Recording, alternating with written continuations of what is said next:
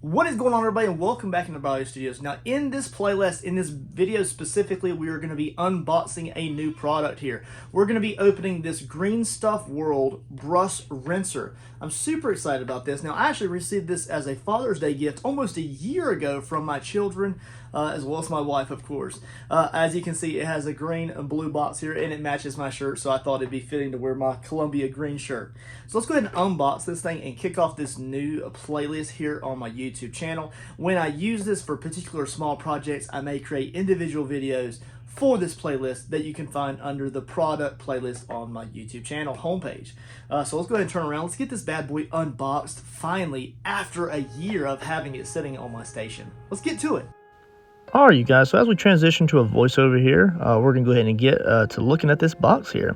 So it's the Green Stuff World Brush Rinser. Now, this is a smaller one. I don't know if they ever offer a really big one, but this one is plenty big for me. It has a drain button, a drain plug, as well as a 30 flush capacity per bottle. And then it has, of course, a 500 milliliter reservoir. Follow them on all their social media platforms if you want to see some more of their products and items. And then, of course, there it's just saying it has a 250 milliliter bottle there. Now, I'll reiterate that here in the near future of the video here. So just remember that will all come back in later on stages. The brush rinser provides clean, fresh water conveniently when brush painting without the clutter and inconvenience of multiple rinsing containers. Accidental spills or trips to the sink. Just rinse your brush in the fluted well, then press the button and the dirty water will go down into the reservoir. And then it will automatically refill with clean water. So very cool overall. Got a little sale sticker there where they bought that off of probably Amazon or something like that. But and there's a few instructions in different languages here on the sides because they sell to multiple countries. So very cool. Got the drain button, drain plug, and the reservoir itself. So let's go ahead and grab an X-Acto knife here and let's unbox this thing.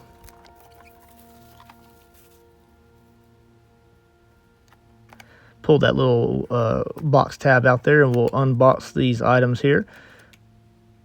So here's the top plate of the reservoir.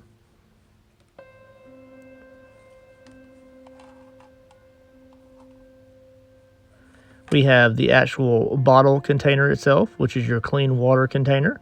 That would be 250 milliliters. We also have the connecting point. Now this is more like a cap that goes on that plastic bottle where it makes contact with the top plate of the waste reservoir. We have the plunger and the lever arm as well as the screw, and then we have the bottom waste reservoir as well. We have a little instruction here. So let's go ahead and kick this box to the side. All right, so here we are. So it comes with some basic instructions here. It does not come with instructions in this packet of how to put it together, but it's self-explanatory, and I'm going to show you in this video.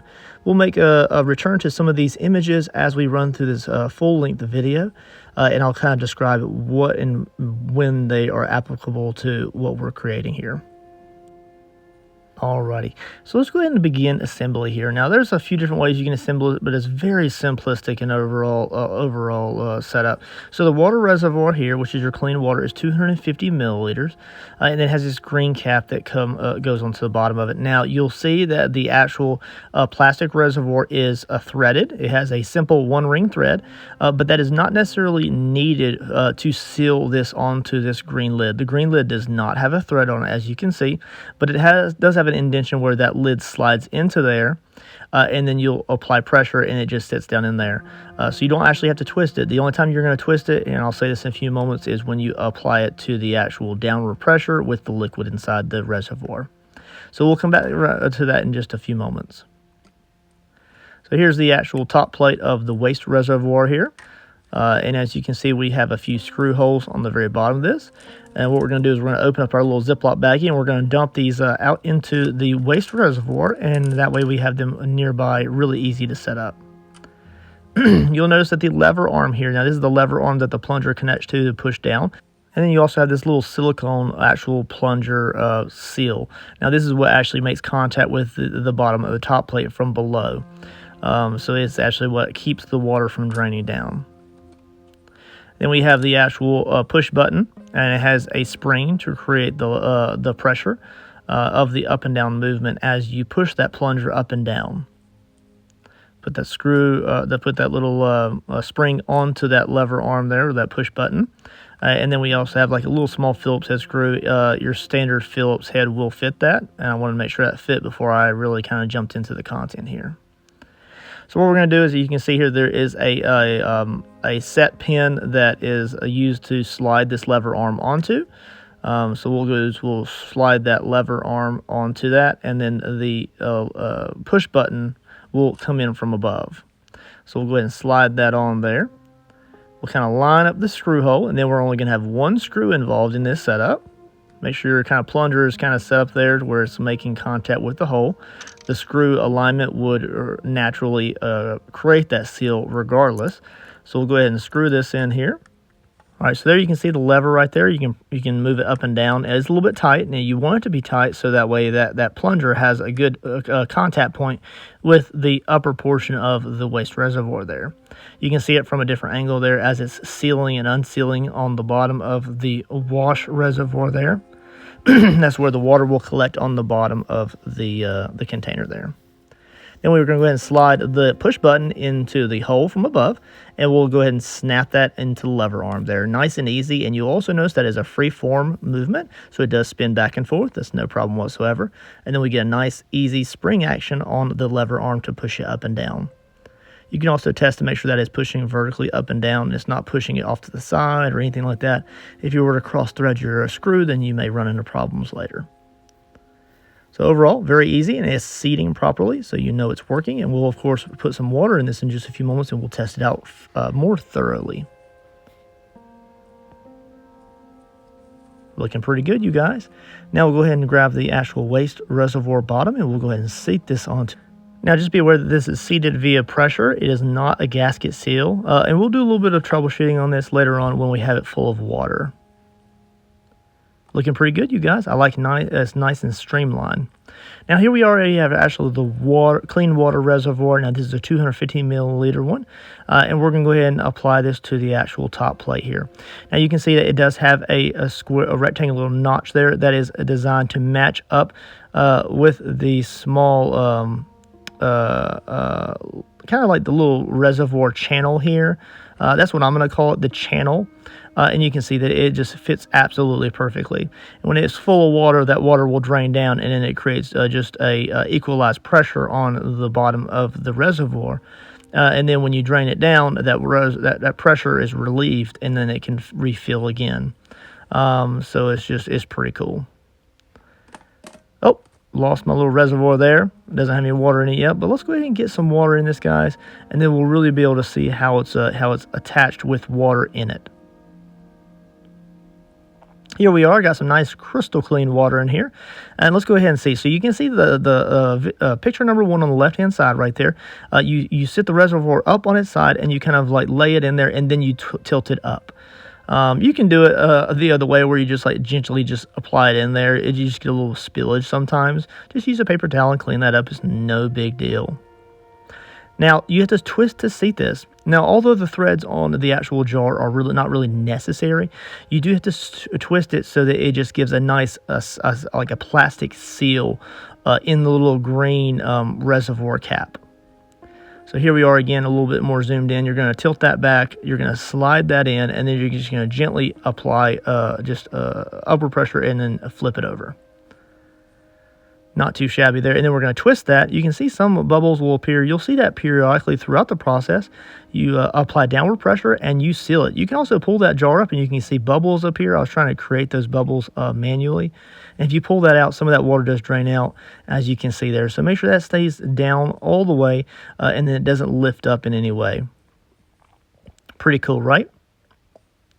So now we have a little bit of excess here in our reservoir because we were playing around with it, unseating it, reseating it.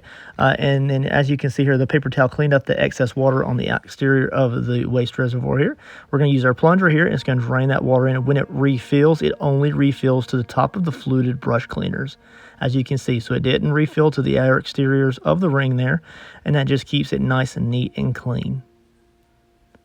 Not too bad, right?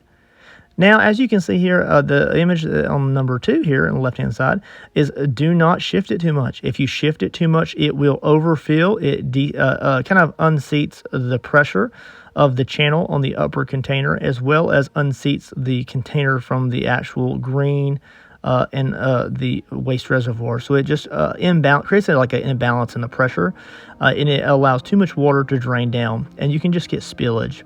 So just try to keep this on a level surface, and when it's set up, just try not to move around too much. Otherwise, you might get some of that wastewater that you have from painting all over your station. So just be aware, don't shift it around a whole lot, don't tilt it a bunch. It is held in by just downward pressure of the water container. Now what we're going to do is we're actually going to apply some practical paints to this. I don't have a project right in front of me to use right now, so what we're going to do is we're going to use a series of paints here, and we're just going to use different types of paints, mostly all acrylics in this situation. Acrylics would also encapsulate some watercolors and things like that, maybe a few like acrylic inks, and lighter colors and lighter saturated paints. I would never use any oils or anything like that because it's not like mineral spirits, it's just water. But we'll probably use this in watercolor painting, so that'll be kind of exciting. Now we're going to use a variety of colors. I'll introduce these as I lay that on the palette there. We're just going to use a scrap piece of a watercolor paper here, and I'm going to go ahead and pull these colors out of their containers and the 1-2 paint that we have. Before we do all that, I'm going to go ahead and refill the jar. Clean up a little bit here, and then we'll get those paints out.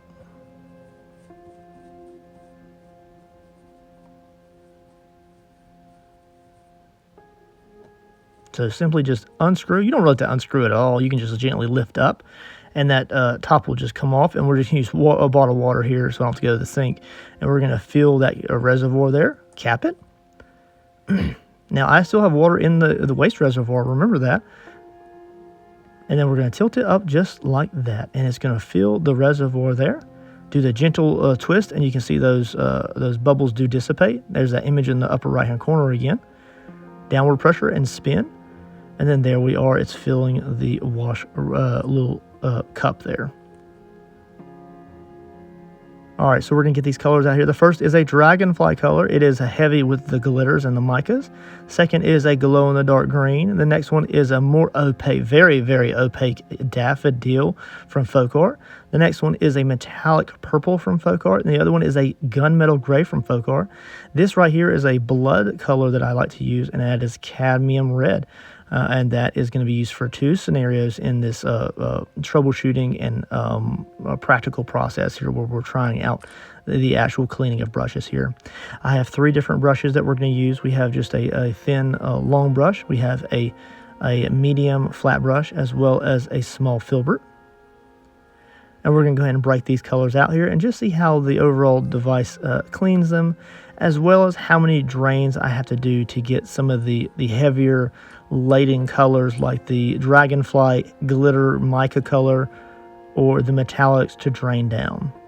We're going to start off with the dragonfly. We're going to use this small thin brush here, and we're going to go ahead and paint a little bit here on the actual watercolor paper just to kind of get the bristles a little bit saturated with that paint. There we go. Make sure the glitter or the mica powder that paint is made with is in there. And as you can see here, we're going to go ahead and clean very vigorously. And it didn't take but like 3 seconds to clean that brush off. Very good. It did leave a little bit of that mica powder behind. I had to drain it twice to get that off of there. So just be aware of that because it did have that mica powder in there. This is a glow-in-the-dark green. It's a very thin paint overall, but they make thicker versions of the same paint. I'm really going to push that into the bristles here. Go ahead and brush that up against the brush cleaning ribs there.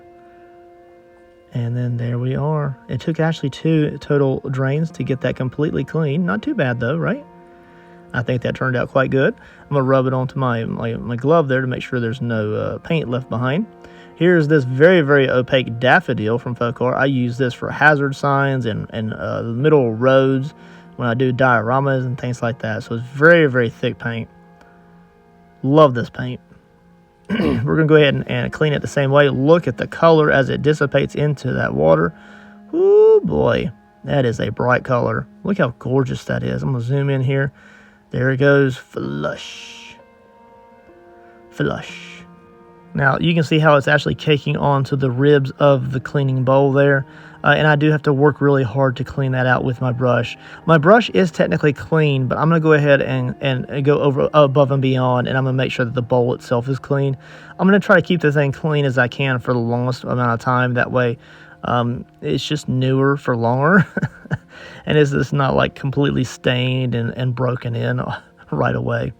Now we're going to move up to the filbert brush here, and we're actually going to use this purple metallic from Folk Art.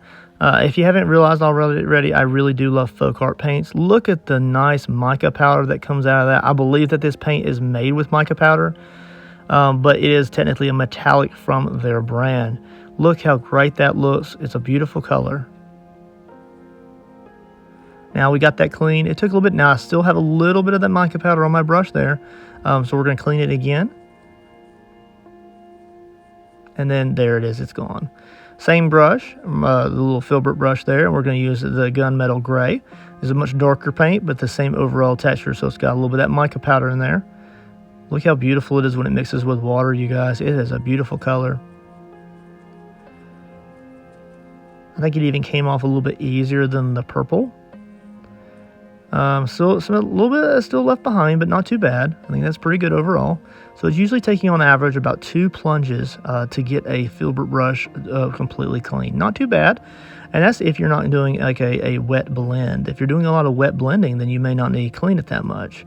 But also if you're applying it to a wet paper towel or a paper towel to dry it off, then some of that paint will come off on that first round anyways. So this is a cadmium red. It is a no, it's not a cadmium red. It's it may be a cadmium red. It's crimson. Crimson, you guys. Shame on me. Crimson. One of my favorite blood splatters. Now I remember crimson. As you can see there, it did take that crimson and it drained it just like the rest. Now here is testing the diffusion. Now I got extra paint here. We're actually going to push this up into the bowl and up the channel. We're going to push this color into the channel. What diffusion does is it creates like a diffusion of the color. So like the pigments and the colors would naturally filter and find a way to distribute from a low energy area to a high energy area. So the absence of color in the reservoir from above, it's gonna find a way to permeate into that liquid. And what that image is trying to just show is that dirty liquid, if you left it in there naturally for too long, that dirty water would filter up into the reservoir and contaminate your clean water. It also, in a later picture, it also shows that you should periodically come in here and drain the stagnant water that you have in here so that it drains down. So I was trying to get this to permeate here, and I was having a little bit of difficulty because I didn't have enough water in the reservoir the first time. I show my mistakes when I do it, but I'm trying to push this red cadmium or crimson into the reservoir, and here it is successfully happening. I'm expediting this obviously by pushing the color into the channel, and it filters up, but this naturally would happen on its own volition if you left dirty water in the channel. That water would find a way to come up. Now I go ahead and plunge it, and those bubbles pull that water back down with the pressure of the drain. So I'm not dirtying my water, but I'm just saying if you left it in overnight, that's what it's trying to signify. 24 hours, it would contaminate your clean water. Now let's go ahead and open up the 500 milliliter waste reservoir here. Look at that wasted water, because we have technically filled our clean reservoir 2 times in total to test this process. But look at that. I'm really happy with how it turned out. I'm really happy that I'll be able to refill this 2 times during like a watercolor project, and it would still be not completely filled. It was still like 1 or 2 centimeters from the top. Now while we have this completely filled, let's do a drain test. Let's just say I was carrying to the bathroom and I lost my balance and I started to like tilt it all over the place. This is from the back section of it, not the part with the plunger and the spring. Now let's test the spring and the actual plunger here. So we do lose some out of that. Naturally gonna happen. There's a hole there, remember, but we did not lose much on the back as long as I applied some finger pressure to that. So I'm pretty happy with how that seals overall, with it actually not having to have a real actual gasket. We're gonna go ahead and clean everything up here and put it back together here. fully drained and cleaned up. It did already stain the plunger. Don't like that, but it is what it is. And then here is our colors. Nice multitude of colors here. Now, we didn't test any like really vibrant inks or anything, but a lot of these are the same kind of overall coverage. Alright, you guys, so that's the end of the tutorial for this awesome Green Stuff World brush rinser. Now, of course, we did an unboxing, we did assembly, we also tested it with multiple types of paints. Next on my list, I believe what I'm going to do is I'm actually going to go ahead and detail this with some custom vinyl cuts.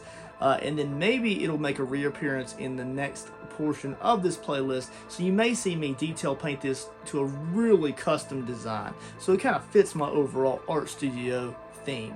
So let's go ahead and get some decals on this as some bonus content for this video, and then we'll conclude it with just how it looks when I get done with the first stage of this playlist. Let's get to it, guys.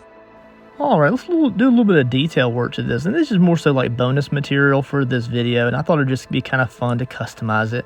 After all, it's going to be my workshop, and I think I'm going to actually create another video later on down the process where I'm actually customizing this little reservoir in my artistic style even more. Super exciting. So I just printed off a few decals here with vinyl and the Cricut.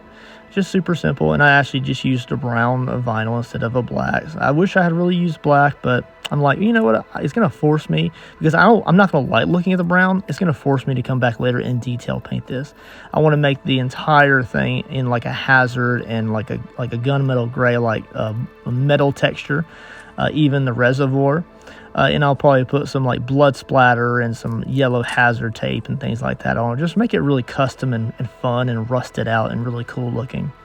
So stay tuned for that video in the near future, I hope. Put this over here, John Byerly Studios. Make sure you check me out on Etsy if you haven't done so already. Make sure you check out my TikTok. Follow me there, as well as make sure you subscribe here on YouTube. This is where it's at. If you haven't been on my channel already, make sure you check out some other awesome long-form content, sculpting, painting, and all sorts of things in between. And this is just a little fun project. I'm so glad my kids got me this for my Father's Day last year, and I'm so glad I was able to finally get it out of its package and create an unboxing video, which I was really holding off to. I wanted to create this unboxing for you guys. Alright, you guys, so that's the end of this video. I hope you guys enjoyed watching me unbox and create this little thing here. Now, this is not the final form. I used brown vinyl for a reason, as I stated before. So just remember that this will make a return in the next video of this playlist. So if you want to see me hand detail this out to an awesome like metallic and rust texture, maybe with some yellow hazard tape and things like that, maybe some yellow hazard wording, make sure you come back later and check it out. I look forward to customizing this so that it just kind of fits in my overall studio here at Byerly Studios. So otherwise, make sure you subscribe, make sure you like the video, leave a comment below. Do you have one of these? Do you enjoy using it? What kind of painting do you do? Leave a comment below, guys. I appreciate everything you do. I hope you enjoyed the video. Later. Boom.